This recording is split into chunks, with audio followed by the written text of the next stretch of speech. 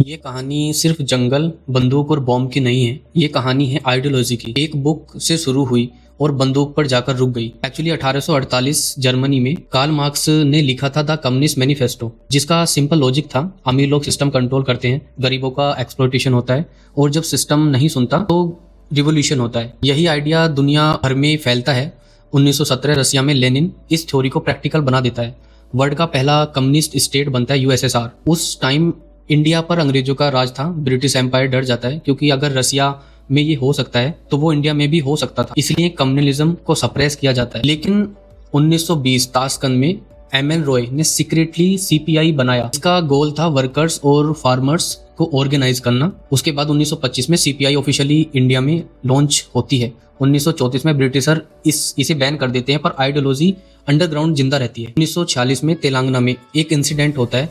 उस टाइम जिम्मेदारी सिस्टम अपने पीक पर था, किसानों का एक्सप्लॉइटेशन हो रहा था। उस टाइम पर सीपीआई फार्मर्स के साथ खड़ी होती है, लैंडलॉर्ड को भगाया जाता है, जमीन रीडिस्ट्रीब्यूट होती है। नॉर्थ बंगाल में उस टाइम एक मूवमेंट चल रहा था, पर 1947 में इंडिपेंडेंस और पार्टीशन की वजह से मूवमेंट्स वीक हो जाता है। आजादी के बाद एक नया ट्विस्ट आता है जब सीपीआई बोलती है ये रियल आजादी नहीं है, आर्म रिवोल्यूशन का कॉल दिया जाता है। सेम टाइम पर चाइना में माओ जेडोंग सक्सेसफुली कम्युनिस्ट स्टेट बना चुका था। इनका सिस्टम सिंपल था, गोरिल्ला वॉरफेयर, विलेजेस से अर्बन सिटीज तक। इंडिया के कुछ कम्युनिस्ट लीडर बोलते हैं चाइना का पाथ ही इंडिया का पाथ है। और फिर एक नई शुरुआत होती है 1967 नक्सलबाड़ी वेस्ट बंगाल से।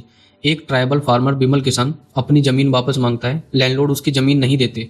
लोकल सीपीआई लीडर्स इंटरवीन करते हैं, पुलिस को विलेज में घुसने से रोक दिया जाता है, लैंड फोर्सफुली सीज होती है और पुलिस पर फायरिंग की जाती है। इस बदले में जब फायरिंग करती है तो लगभग 11-12 ट्राइबल मर जाते हैं और नया शब्द जन्म लेता है, नक्सलिज्म। चारू मजूमदार और पन्नू सानियार बोलते हैं इलेक्शंस बेकार है, सिर्फ बंदूक से बदलाव आएगा। 1969 में बनती है Communist Party of India CPIM, जिसका स्लोगन था China path is our path. Movement Andhra, Bihar, Bengal तक फैल जाता है। स्टेट भी रेस्पॉन्स करती है, अरेस्ट होते हैं, एनकाउंटर होते हैं और ऑपरेशन चलाए जाते हैं।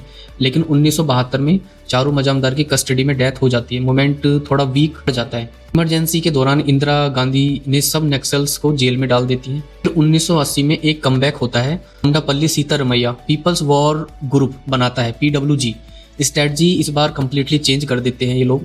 अब विलेजेस नहीं, डेंस फॉरेस्ट, ट्राइबल जहाँ पर रोड नहीं है, स्कूल्स नहीं है, ऑफिसर्स एक्सप्लॉइट करते हैं, फॉरेस्ट लॉज ट्राइबल्स को ही बाहर कर देते हैं। पीडब्ल्यूजी उनकी लैंग्वेज सीखता है, उनकी प्रॉब्लम सुनता है और धीरे धीरे एक बेल्ट बन जाती है, रेड कॉरिडोर।